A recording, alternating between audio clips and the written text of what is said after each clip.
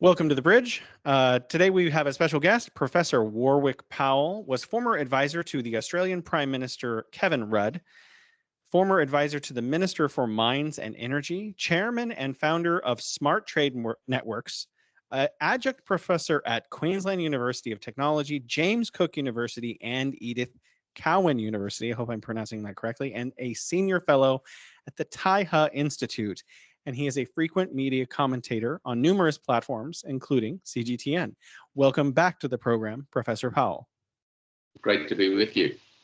It is great. You know, I was going to ask you a question at the end, but I was talking with someone we know in common, professor in Shanghai, and he said to ask you about your children learning Chinese in Australia. So I'm going to start with that. Yeah. Well, it's a bit of a challenge, but the children attend Chinese classes every Saturday, and that goes for 3 hours. The classes are run actually by a local Buddhist temple, and they run Chinese lessons for children in the city, and quite a lot of children attend. Children of Chinese backgrounds and children with mixed backgrounds, and it's it's quite a dynamic little environment.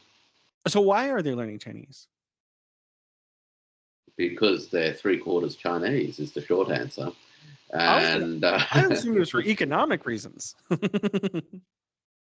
No.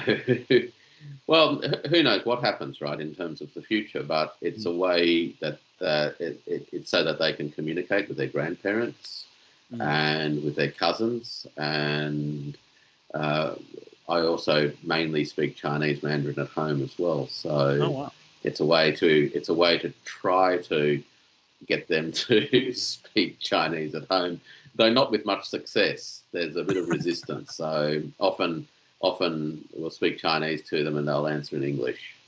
Wow. Okay. That's probably better than me. I speak mostly English at home, even though I've been taking Chinese for years and years and years and years. But I wanted to talk about China's economy. And so China's economy grew by 5.2% in 2023, and the U.S. grew by 2.5%, I think. So there's a lot of talk in U.S. media specifically that China's economy is slowing down and so forth. So you're an economist. How would you characterize China's economy in 2023 and moving into 2024? Well, China's economy in 2023 showed significant resilience coming back as it did from the very challenging period of 2022 as a result of the management of COVID. The fact of the matter is that the Chinese economy as a whole exhibited a whole range of strengths in terms of how it responded to the pandemic, number one, and then subsequently how different parts of the economy really began to pick up steam as 2023 went on. Obviously, the shape of the economy and the things that the economy is focusing on now is different to the things that drove the Chinese economic development experience during the course of the previous decade or so. But there is no doubt that the capabilities of the Chinese economic structure to adapt to circumstances and to continually innovate and transform itself, particularly down the pathway of new technologies, modernization, increased productivity, green investments, and those sorts of things. I mean, it's a remarkably resilient and dynamic animal, so to speak. You know, I did notice as someone who follows green energy that not only did China install as much solar in 2023 as the entire world in 2022, but as someone who's not an economist, I noticed there were quite a few articles saying that green energy gave China's economy a dramatic push in 2023. How do you see the role of advanced technology, especially solar and wind and other renewable energies, as contributing to Chinese economic growth? Well, it's going to play a big part. Firstly, it plays an important part in terms of the capital investments that are being made to install and construct green energy related projects and integrate those projects into the electricity grid or into specific projects. We're also seeing green energy or renewable energy feed its way through the entire system, if you will, right through to transportation solutions with electric vehicles, public transport and the like. So it's going to play a very important role in both of those regards. Firstly, in terms of the actual construction activity itself and the manufacturing of the equipment. And the second thing is that it will actually deliver low-cost renewable energy for industries going forward, as well as for households, which means clean and affordable energy. The last dimension of all of that is that these technologies and know-how in terms of the management of these technologies and how to install these systems and how to optimize them in terms of specific conditions is only going to add to China's capabilities in terms of the export markets as well. Right. Well, I wanted to ask you a lot about that, about Australia's relationship with China right now in context of EVs and green energy, but also the Boao Forum, which I think is starting this week in Hainan. And Australia and China are members, as are dozens of countries, I believe. What is the shape of Sino-Australian relations within the context of being members of both the RCEP and Boao Forum? Shouldn't economic relations between China and Australia be relatively strong given all of the organizations that they're both members of? Australia and China has and continues to enjoy strong trading relationships and, to varying extents over the last 20 years, investment relationships.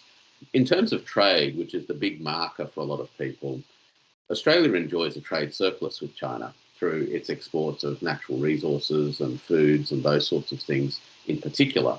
And the volume and value of trade between Australia and China actually reached record levels in 2023. Now, if the Chinese economy was going down the gurgler or was on the edge of crisis and collapse, you do wonder why it would continue to be such a massive customer of Australian products.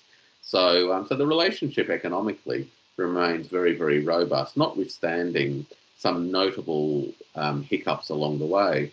But, hiccups are to be expected in relationships between countries. The world isn't a perfect place, and from time to time, people and countries will have differences of opinion that need to be worked through. You are going to Hainan, and so I actually made the mistake of thinking you were going for the Boao Forum, but you're going during the Boao Forum for a seminar on the RCEP. Can you tell us about what you'll be doing there? Yeah, look, the Reform and Development Commission, together with some counterparts from Southeast Asia, is co-hosting a youth summit. So it doesn't really fit my category, really, but I've been fortunate to have been invited as one of the international experts to participate in the roundtables and to also present a short paper to participants on ways that digitalisation can add to the promotion of maritime economic cooperation and cross-border trade within the umbrella of the Regional Comprehensive Economic Partnership. As I understand the RCEP, the regional, Regional Comprehensive Economic Partnership is the largest trade bloc in the world. Is that correct? It is certainly the largest free trade agreement in the world in terms of the value of the goods and services that it covers, and it involves also 15 nations. So it's a very significant multilateral trading arrangement. The participants are the 10 member states of ASEAN, as well as China, Japan, Republic of Korea, New Zealand, and Australia. Of all of those 15 member nations, China's economy contributes 54% of the total GDP, followed by Japan with 19%, then Australia and Republic of Korea both at 6%. So, China's a big piece of the jigsaw puzzle, and you can see that in the growing trade relationships between China and all of the other member states of participating in the RCEP. Most of the time when people think of China, people think of an export partner that China is exporting. You mentioned that Australia has a trade surplus. That certainly must encourage, to some extent at least, positive ideas about the relationship, at least the trade relationship between Australia and China, because Australians are benefiting enormously from Chinese imports, right? Australia's economic well-being has been very much tied to the economic development of China over the last 15 years. the urbanization drive that underpinned much of China's economic development during the course of the 2010s led to significant demand for Australian natural resources, particularly in iron ore and coal, but it also transformed the demand profile for a whole range of other goods as people urbanise. So Australian food products, commodities like barley, as well as wine, of course, and beef and seafood, all began to feature on the dining tables of Chinese households, whether that was at home or in restaurants. So the progressive growth in household incomes in China over the course of the 2010s was actually a direct contributor to Australian economic well-being. And that has engendered, I think, a desire amongst the business community, as well as people in the political apparatus or the machinery of government that is actually focused on economic development, to realise that the trade relationship is of vital importance to ongoing wealth creation for Australians. Well, I think in China, I've had an uneven hand in consuming a lot of Australian wine. So I think I've participated in Australian economic growth myself. In There terms of you go. yeah, exactly.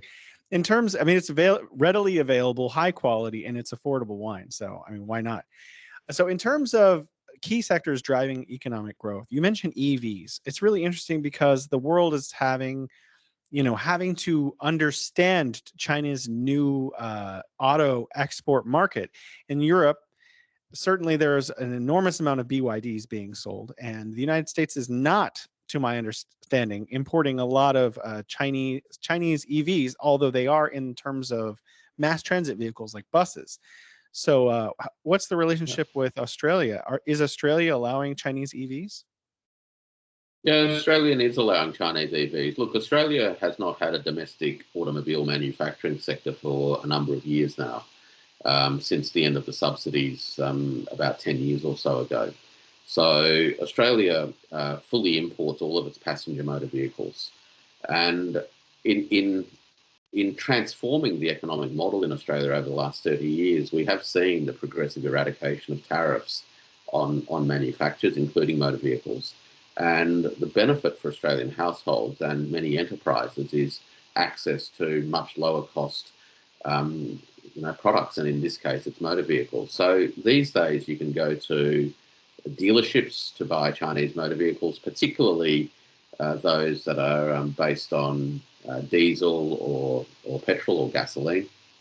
But increasingly, we're starting to see electric vehicles such as BYD make their mark. And if you go to a shopping mall these days, you'll often find a couple of BYDs on display with people handing out brochures and taking inquiries and those sorts of things. So there is a growing interest in electric vehicles, generally speaking, and certainly the Chinese EVs are both cutting edge from a technology point of view, but tremendously priced. You've got to remember that prior to the Chinese EVs emerging on the landscape over the last 3 to 4 years, the consumer market for EVs was basically the Tesla market. And so the Tesla market was always pitched at the much higher end, the upper middle and higher end marketplace price point wise. And the Chinese product range really goes up and down the entire price range, making EVs now accessible and affordable to a lot more people. Well, I'm from California, and we've been talking about the Green Revolution since the 80s, at least when I was a very young boy. And we still haven't really rolled out EVs in mass in the way that China has. One thing that I've noticed is that before EVs really caught on in China, which they're incredibly hot now, China rolled out the charging infrastructure across the entire nation to make it viable to do so, to buy an EV. And even in California in 2024, we're still debating with the issue of how do we roll out enough charging stations to encourage consumers to buy EVs. Australia is much less populated than California even. Do you think that the charging infrastructure will just have to come at the same time as EVs are selling? Or is Australia able to take steps that maybe California hasn't in rolling out a better charging infrastructure? Look, charging infrastructure is being rolled out in Australia, and it's certainly sufficient to warrant people purchasing Teslas. And I think we're going to start to see a, a more prolific implementation of charging stations across the country. I remember about 10 or so years ago, there were attempts by an Australian company to bring, at that stage, Israeli technology into Australia to roll out the first generation of charging stations. And in the end, that didn't get anywhere. It was just a little bit too early. But with Tesla's original success, together with these seriously competitively priced models coming from the Chinese factories, we are going to see, I think, a combination of people buying the EVs, but also the infrastructure being rolled out. Now, the manufacturers themselves, of course, are playing a great role in rolling out the infrastructure, and we're going to start to see that continue. The next big transition, I think, is going to be in the commercial space, where EV charging stations, particularly with super fast charging capabilities, will need to be implemented in the long-haul routes between the major cities in Australia that are currently serviced by the big trucks. Mm, mm. Well, I want to switch gears a little bit here, back to the Boao Forum. It's something that I'm trying to understand, because this is not a trading block per se. It's more of a, how would you characterize it? It's not just a discussion forum, but economists come from all member countries. They don't seem to pass binding legislation. What is it that is going on in this forum?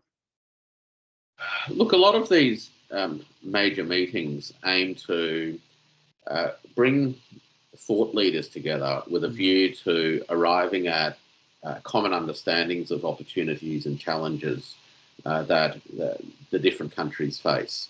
And the reason why that needs to happen is to enhance the ability for public authorities, whether they're governments in terms of legislation or whether they're in finance with banking, to coordinate their initiatives to achieve sustained economic development and growth across the globe. So that's sort of the main underlying reason why groups like this come together. The Boao Forum is interesting too, because it is undertaken and hosted in China, which brings a particular Asian sensibility, I guess, to the discussions and the focus of the discussions, as a contrast to Davos, where these kinds of discussions tend often to take place, but with a much more transatlantic view of the world, if you will, where the issues of Europe and North America tend to dominate and shape the discourse of the day.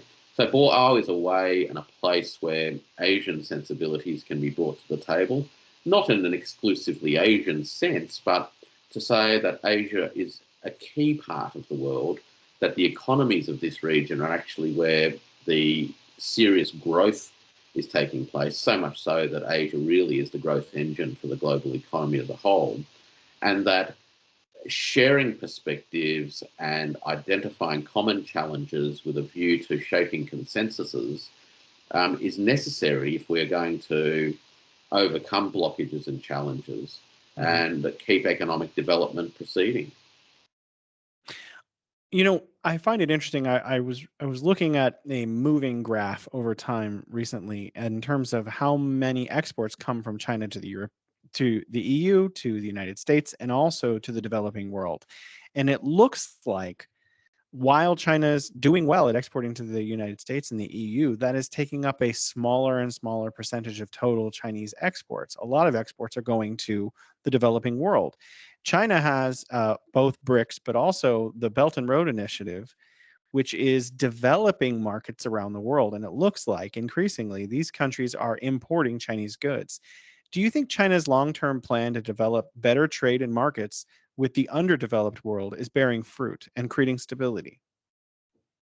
It's certainly bearing fruit, and that's a very different economic model and an economic outcome to globalization than has been experienced by and large over the course of the last 300 to 400 or 500 years. Most of these countries that you talk about, I guess we loosely describe them as belonging to the global south or the developing world space, as opposed to what used to be called the first world and the developed world, or the G7 perhaps. And for many, many decades, the institutions of economic governance and management globally has largely seen these countries at the so-called peripheries of the global economic system play the role of supplier of raw materials and cheap labour, so that the economies at the centre of the system, basically those of North America and Western Europe, are able to benefit through extracting value. That model's changing, and it's changing in very important ways. It's changing because there is a commitment to investing in the hard infrastructure that's necessary for economic development to even happen. And that hard infrastructure is all about enabling the flow of resources, whether they're people or commodities and products, as well as the flow of ideas and information. So we're talking about the digital infrastructure that enables data to flow, as well as the physical infrastructure like railroads, roads, ports, airports, and things like that, that enables physical goods and people to move from point A to point B. Once you've built that infrastructure and you've got that in place, together with the energy infrastructure that you need, and that touches on the renewable stuff that we talked about earlier, we're starting to have an environment where new businesses can develop and grow, and expanded capital accumulation can start to take place locally. And when that happens, it kicks off new cycles of economic development, which employs people, adds new skills, increases wages, which then drives further demand for new products. Now, what you've seen over the last 15 years, Jason, is firstly a commitment to supporting the development of infrastructure, number one. That lays the foundations. Secondly, now, we're starting to see the development of enterprises and skilling of people, and that's going to grow household incomes. And that, in and of itself, leads to a couple of things. One is demand for products from China, but eventually it also leads to investments being made, often by Chinese firms, in these countries to manufacture locally, as the cost economies, I guess, start to change, where those things that used to be made or are still made in China are actually more cost effectively made in the developing world. So China's approach to this is much less about the centre taking from the periphery and maintaining that as a status quo, and much more about activating cycles of economic development, where each cycle lays a new foundation or a new stepping stone for the next cycle, whether it's in infrastructure, whether it's in skills, whether it's in know-how. And these circuits is what's starting to generate the new demand in the developing world for things that China currently manufactures. And that is changing the contours of global economic commerce and value flow. There's a couple of different questions that what you've said bring to light to me. One thing that I've noted, and I spoke about this with many economists, is that, bringing renewable energy, hydropower dams, even other forms of energy, fossil fuel emitting energy, what that facilitates is the ability to build local infrastructure. I mean, obviously it brings things like refrigeration and telecommunications. Everyone knows Huawei helped the underdeveloped world considerably by rolling out 5G in a way that no other telecommunications company has been able to achieve. And so those bring with them, obviously just access to knowledge, because people can have a cell phone with knowledge on it and refrigerate their goods. And so it brings convenience, but it also brings, like you mentioned, the ability to build local industry. So the need for electrification in the underdeveloped world is now being met to some extent by the Belt and Road, by other investors around the world as well. But what you really touched on is something that I am very curious about. And I know that you are an expert in it to some extent. I've even heard this term or read this term. What is it? The digital Silk Road. So now that Yeah. we've built a lot of the infrastructure, the ports, the roads, the bridges, the rail, the energy infrastructure, and now increasingly industry too, a lot of the Belt and Road seems to be pivoting to another kind of Silk Road, not a maritime Silk Road, not a land-based Silk Road, but a digital Silk Road. Could you expand on what a digital Silk Road is? A part of economic development that's often poorly understood or not at the forefront of people's mind is the role that information plays in the economic system. It's something that we take for granted in many ways, because we live in an information environment where we communicate information and pass it on to other people.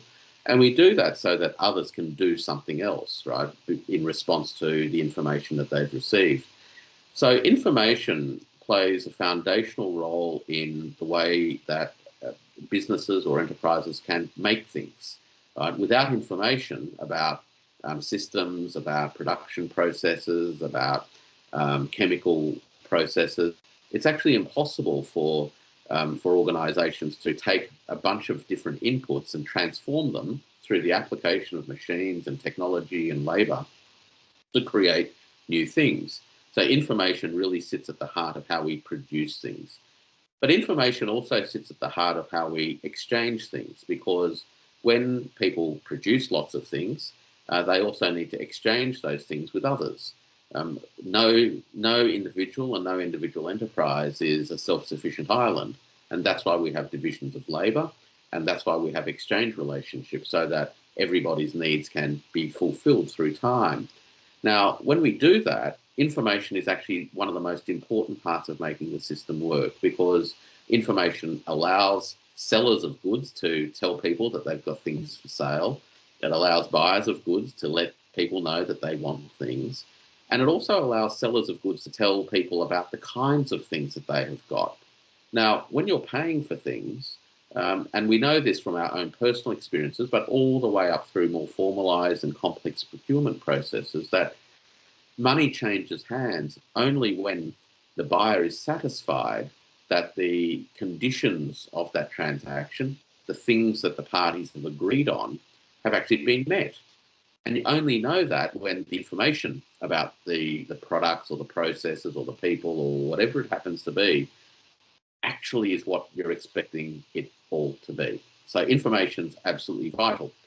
Now, the trick now in terms of the digital Silk Road is to enable information to move across borders in a fast, low cost, and an accurate, dependable way. So the digitalization of information enables transactions to be sped up. It enables finance to flow quicker and smoother, because systems can be built that can automatically validate a transaction, to validate that all of the terms and conditions have been met, so that the funds can be released quickly. Now, that can be transformative, because once you start to look at the amount of working capital that an economic circulation system needs to keep ticking over, and you can speed that whole process up, you're starting to generate efficiencies in the use of capital itself as a medium of payment. So instead of needing $6 each year to facilitate a bunch of transactions, you can actually achieve that same amount of transactions with $5 or $4. So there's a very significant impact on economic wealth creation and efficiency simply by having smoother, more accurate, dependable information flows. And that's why the digital Silk Road is going to lay the foundations for that next generation of efficiency and economic development. Well, another thing that I know you're an expert in is international transactions of money, which you just touched on. Oftentimes, this is referred to as de-dollarization because it's taking away from the use of the dollar in international trade. I understand BRICS also is experimenting with some different kinds of tools for achieving trade between different countries and their own currencies. And China is already trading with several nations around the world in their own currencies. Could you touch on where we are in the state of a multipolar kind of use of currency? Yeah, absolutely. Look, I think it's important just to bear in mind how money works in trading systems. And money works because it's the counterpart to the goods and services that are being transacted. So when goods and services flow in one direction, the money flows in the other direction, and they're intimately related. Money, of course, has a very interesting attribute when it fulfills that function. And that attribute is that it's only useful and valuable because it can be exchanged for other things in the future. And it only retains use and value if users can be reasonably confident that it can be exchanged for roughly the same amount of things today, or in 6 months' time, or in 12 months' time. Otherwise, there's no point holding on to money. So this is the inflation problem, right? So if the value of money in terms of what it can be exchanged for diminishes over time, then the incentive is to actually not use that as a medium of payment and find something else, because of the asynchrony, if you will. That's, the technical way of thinking about this is that when there's a division of labour, not everybody's needs are always satisfied at the same time, which means at some points in time, instead of having all of your needs satisfied, you'll actually be holding money instead. Now, you can't eat money. You can't eat money. You can't make money. Well, and it can't be energy per se. It's only useful when it's converted into something that you can actually use. So that's the sort of foundations of it all. So something has to perform that medium of exchange function. For the best part of the past 70 odd years, the principal medium of exchange has been performed by the US dollar. And it's been able to fulfill that role because you can cycle that. So if you sell a lot of stuff and you receive a lot of US dollars in exchange, the question is what do you do with it? And you can either buy things with the US dollars, or you can invest those US dollars into companies or into debentures or whatever it happens to be. But there's things you can do with it when you're holding this particular medium of exchange. But it's just the medium of exchange. And the principal usefulness of it is that you're able to use it later, sometime in the future, to exchange for things, and that you can be confident that someone else will accept it as a medium of exchange, right? So you can turn up in 6 months' time or a year's time or 2 years' time and know that you can swap it for something. Because of those properties, you don't need the US dollar for that. And there's lots of reasons why increasingly countries and businesses are looking to use something else as their medium of payment. And the main reason is a concern about whether you can swap it. That's the first one. If you become sanctioned and you can no longer use the US dollars that you hold as part of an exchange relationship, then those US dollars in effect become worthless to you. You can't swap them for something else. The fact that you hold your wealth in this particular monetary denomination exposes you to the risk that someone else can stop you participating in economic exchange. In that context, and against the backdrop of growing sanctions and other punitive measures being taken by particularly the United States, but also by the Europeans, countries around the world are starting to find other ways of exchanging goods and services with each other and denominating those exchanges. Now, we're reaching a point where I think there is a tipping point. It's not that the US dollar is unimportant.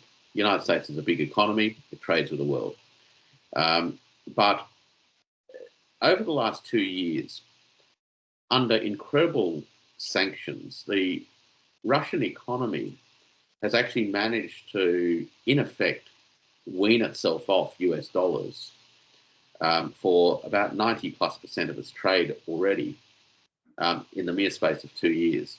This is not some little corner shop. This is a very substantial national economy. So it can happen quicker than we could ever imagine, that countries can actually begin to and continue to trade with other countries without using the US dollar.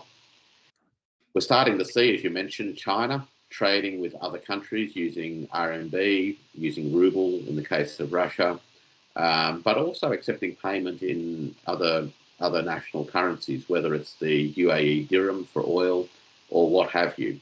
So we're entering into a period that probably can best be described as an era of currency multipolarity, where nations will exchange goods and services with each other, drawing on a basket of medium of payment currencies as the way that they exchange value.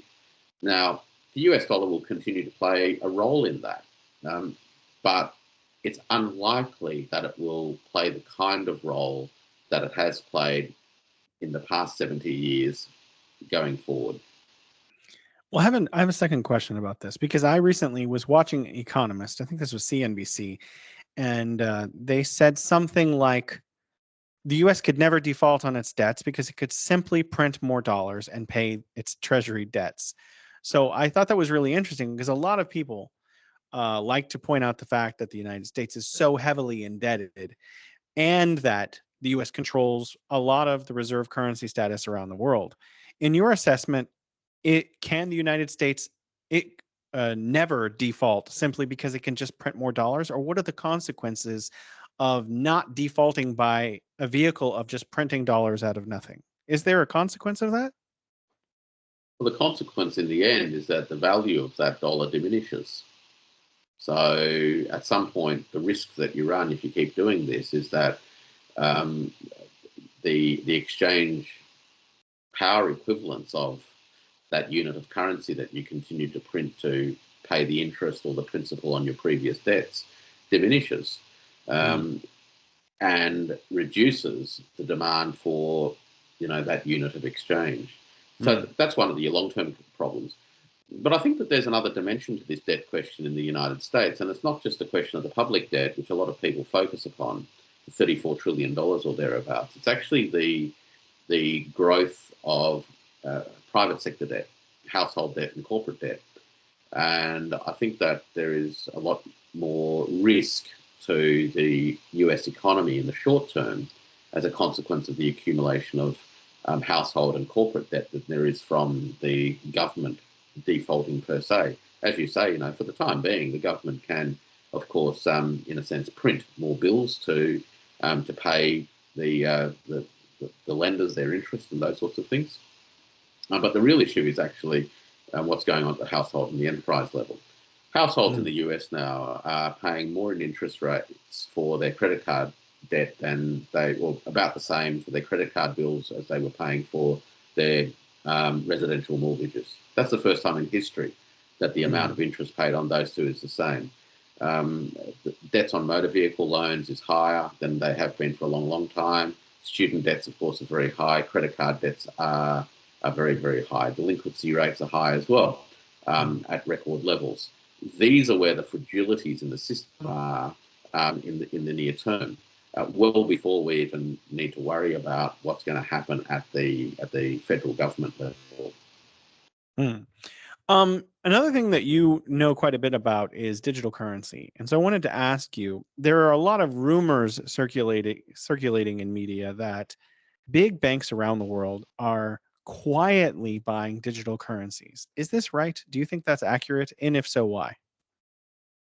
Well, there's not a lot of digital currencies that are actually out there live in the world at the moment. There's a couple of small national projects which are already in place.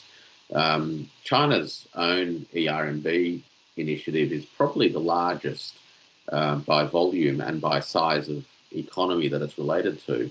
And so I'm not quite sure how big banks can be buying any of these things around the world. The, the Chinese case, I think, is an interesting one because the ERMB, or the digital yuan, has been in active circulation now for 3+ years.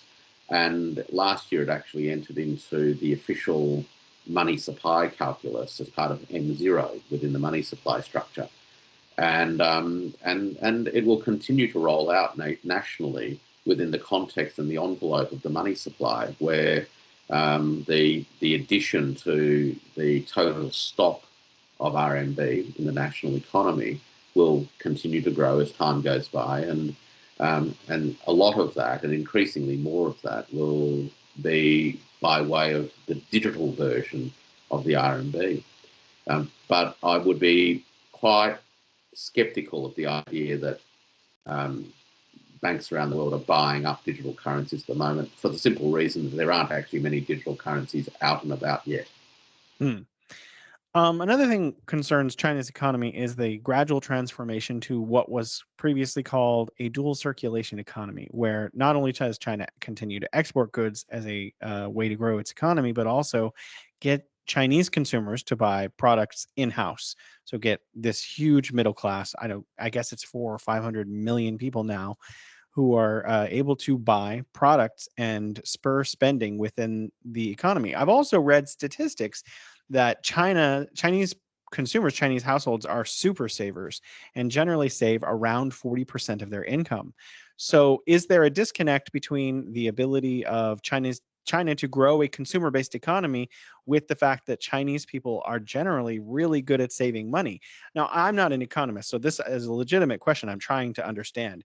Because on the one side, I see, okay, Chinese people are great at saving. That sounds good, but you also want Chinese people to spend their money to create a consumer economy.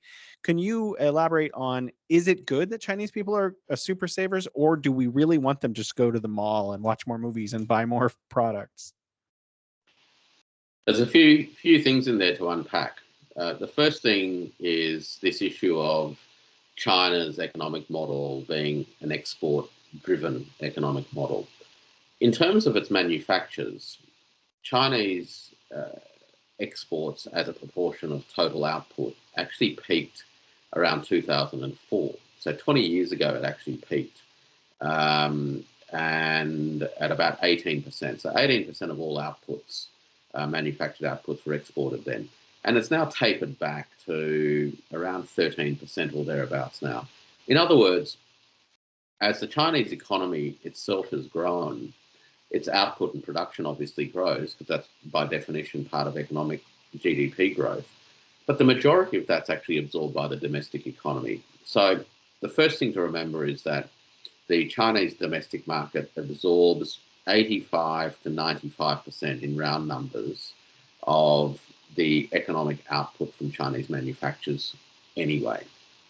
So China hasn't actually been that export dependent for its overall economic development model for quite some time.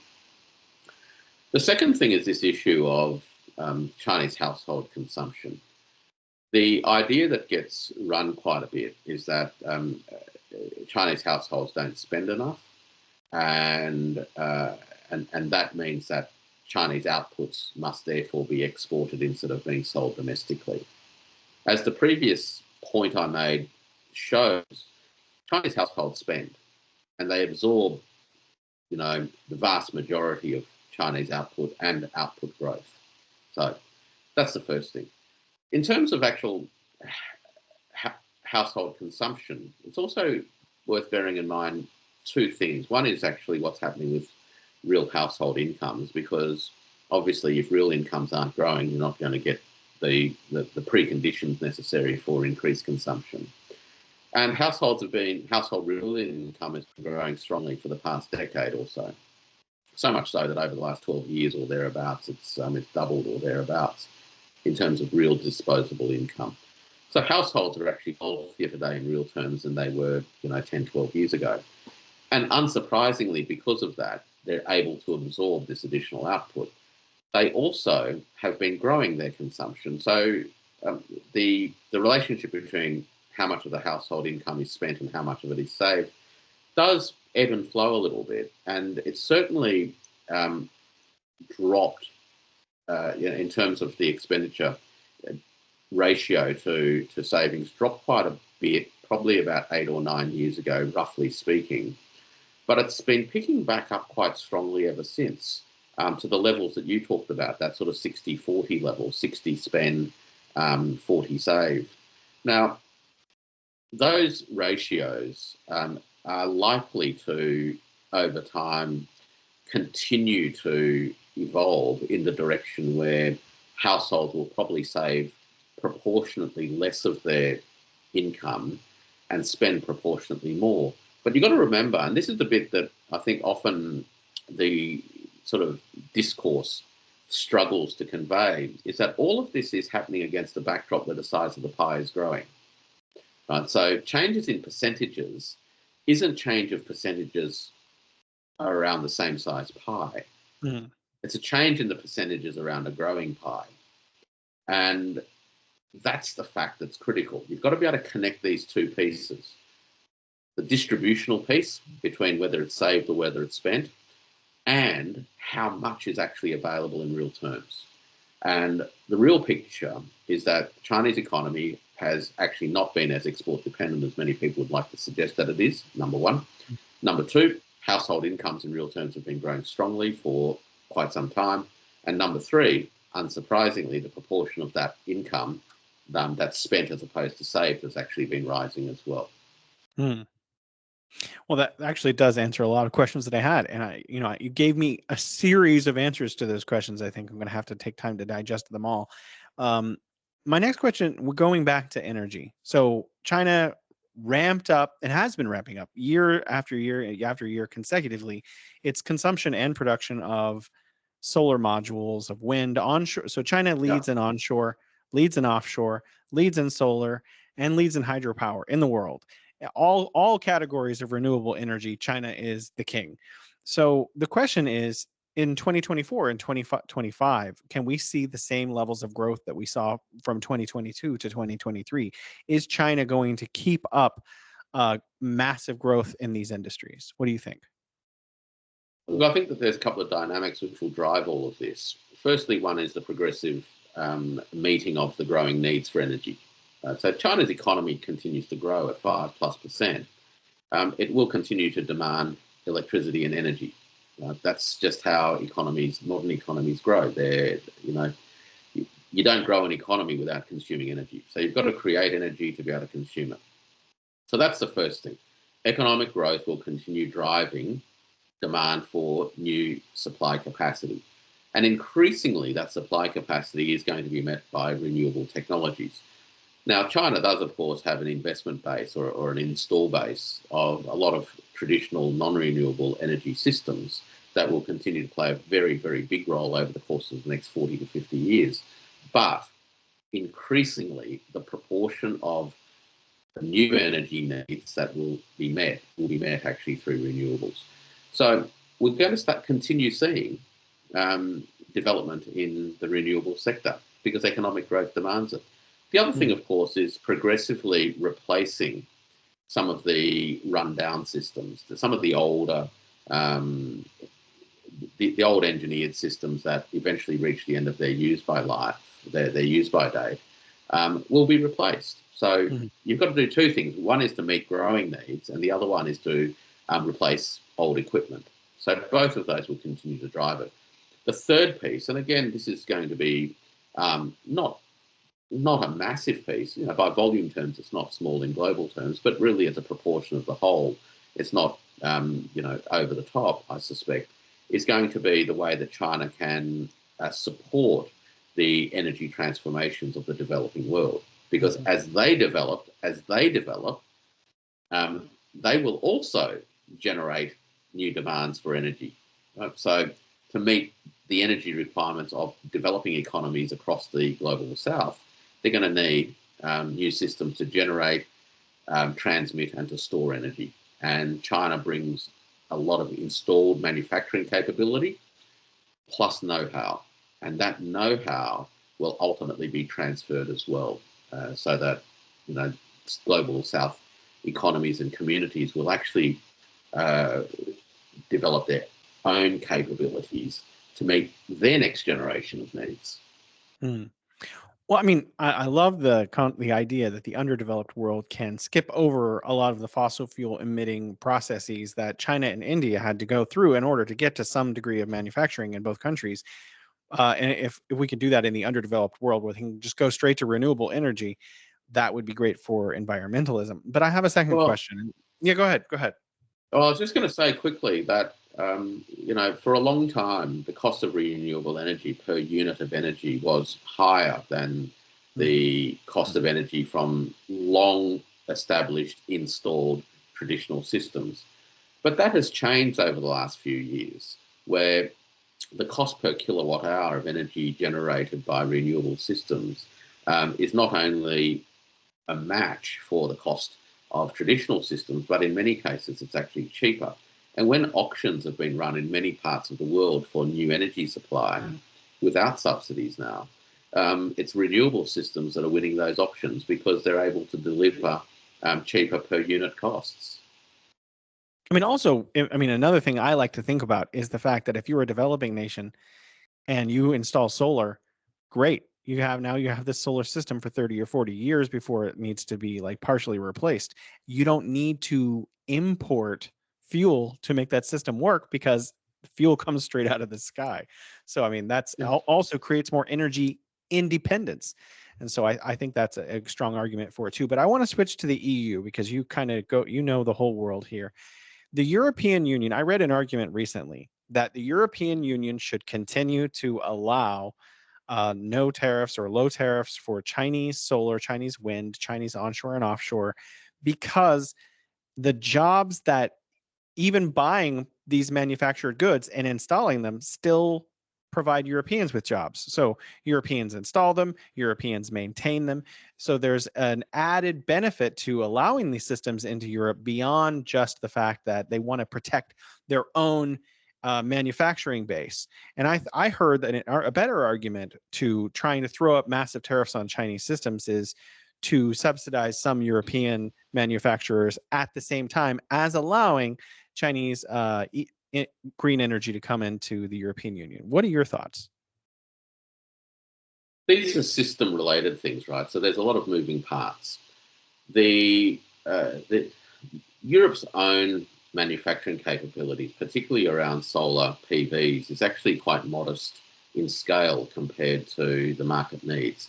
Europe itself is supplying less than 5% of its domestic requirements now through local manufacturing. But the other issues for the European Union or the Eurozone is that they're deindustrializing in large part because of the energy shocks that they've experienced over the last couple of years, together with dysfunctional supply chains that are not operating at peak efficiency levels, which means the input costs for their manufacturing sectors is actually far higher than globally competitive. One of the ways of actually bringing down their own manufacturing costs is actually making the transition to renewables, and being able to do that with the least cost inputs, which is imported infrastructure from China, is actually the most sensible thing to do. So what you're looking at is essentially, again, you've got to be able to visualize these things as systems in motion, that what you lose on one hand, you're actually enabling other things on the other. And by enabling these lower cost inputs into manufacturing processes, it creates new opportunities for European manufacturing. And you do that in a sense by recognizing that your ability to manufacture a sufficient quantity at the right price of solar PVs, for example, is simply no match for the imported product. Ditto for the big wind turbines as well. So you've got to be able to not only look at the impacts on one particular kind of activity, but to look at how these system changes affect the dynamics of an economy as a whole. So there's actually lots of good reasons for Europe to, if it's interested in cost competitiveness in manufacturing, to move as quickly as it possibly can to low-cost renewables, as quickly as they can. And if that means importing most of the infrastructure and the manufactured, goods and service, the capital goods from China, then so be it, but get on with it. The other benefit from a European point of view is that it will actually contribute towards the realization or the achievement of Europe's own objectives in terms of its carbon emission targets. So, it's really about creating the next generation of employment by bringing energy costs down. It also does continue to, create jobs around maintenance and things that are transferable from, the old industries to the new industries. And at the same time, it addresses the environmental targets that the Europeans have set themselves. To not do that means that Europe will choose a higher cost pathway to meeting its energy needs. And a higher cost pathway to meeting its energy needs will mean lower living standards for households and higher input costs for enterprises, therefore reduced international competitiveness. Wow. That's actually, you should have written the article that I read because I think you did a better job of outlining it. Okay, last question. This is a kind of question I like to ask all of my guests. So what can be done to better facilitate good economic and diplomatic relations between China, the US, Australia, Europe, mostly, the most advanced countries who sometimes have quarrels among themselves? How can we maintain sustained global business growth and peace? Being able to remain calm amongst the storm, particularly at a leadership level when there's a lot of noise and emotion around you, is actually quite important. There's lots of reasons why, for example, people in the US are anxious, at times angry, at times disappointed about where things are at. I touched on the household debt problems earlier as one of the main issues that are impacting many American households. But the fact of the matter is, over the last 25 to 30 years, possibly even going back into the late 70s, US manufacturing has been playing a smaller and smaller part in terms of employment overall. And that affects different types of people and different communities in different places in different ways. So whilst open trade has actually delivered a lot of benefits at an aggregate level by ensuring that the economy as a whole is able to access the cheapest goods possible, such as what we were discussing about the European situation, it does have effects on particular pockets. And unless the political elite, in the way that they formulate their policies, can address the distributional consequences of open or free trade, then inevitably there will be parts of their communities that will be adversely impacted disproportionately, and without the support necessary to transition to the new opportunities through training, relocations, new industry investments, and those sorts of things. So being able to keep calm in an ocean of anger and anxiety is important. That's the first thing. The second thing is to also be able to maintain frank and open dialogue about the things that matter. So when American communities and politicians express concerns, just as they're doing out of Europe, that low-cost imports are competing and in many cases out-competing their incumbent industries and enterprises, there's a number of possible responses. One is, of course, just to ban the imports altogether. That's one. And we see that in some areas, of course. The second one is to erect tariff walls to try to, quote, level the playing field. But all that does is that it just increases the cost overall. Right? It doesn't actually make anything more efficient. It just increases the cost overall. The domestic stuff remains just as expensive as it did yesterday, and the imported stuff is now just as expensive or more expensive than the domestic stuff. In the long run, that doesn't lead to the improvement in anyone's competitiveness or an improvement in household living standards. Your third option is to somehow encourage local firms to transform and become more competitive. So we touched on the European proposition around getting your energy costs down. Now, that can be done either through direct government investment, incentives, R&D support, whatever it happens to be, industry policy, if you will. But there's no guarantees of success when you do that, because complex manufacturing in particular actually requires aligning many moving parts. And when you're trying to align many, many moving parts, there's actually high probability that you don't get the alignment right. So you'll never necessarily emulate the cost competitiveness of those that you are seeking to compete against. Your fourth option is to actually invite those companies that are actually, competing very strongly against your traditional enterprises to invest in your own country. And we're seeing that in Europe with Hungary. We're seeing BYD going into Thailand, into Malaysia, into Brazil. And interestingly, Italy's actually reached out to BYD to see if BYD will consider investing in Italy as well. And interestingly, President Trump actually made a remark last week, I think it was, where he said, he'd welcome, BYD to set up a factory in Detroit. Now, I don't know how well that'll go down amongst sections of the American polity, but there's actually a policy sense in that, which is, hey, you've got the know-how, you've developed supply chain ecosystems that are incredibly cost competitive. I'd rather you actually do your business here in our backyard, where you can get many benefits in terms of accessing markets and convenience and all of that, than doing it somewhere else and then having to ship it all in. So if we can break out of that sense of paranoia and fear of the other, the fear of the different folk, and be open to the prospect that not every relationship is a zero-sum relationship, but that there might even be a win-win possibility somewhere in there, then there's a chance, right? There's a chance of framing policies that can begin to address such structural reasons for the anxieties in the first place. Look, there are some things which I think are very difficult, Jason, and those things actually are deep in the sort of cultural psyche of countries that have become accustomed to entitlements economically from the world, dictating terms to others. And this goes back to the idea of the centre and the periphery, right? Of those in the centre being accustomed to extracting wealth and value from the peripheries. Now, all of that's changing.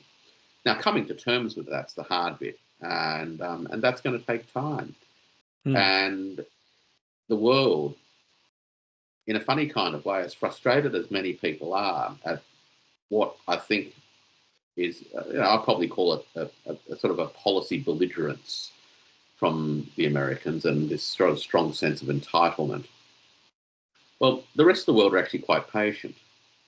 They're sort of seeing this happen. They're not particularly fond of it.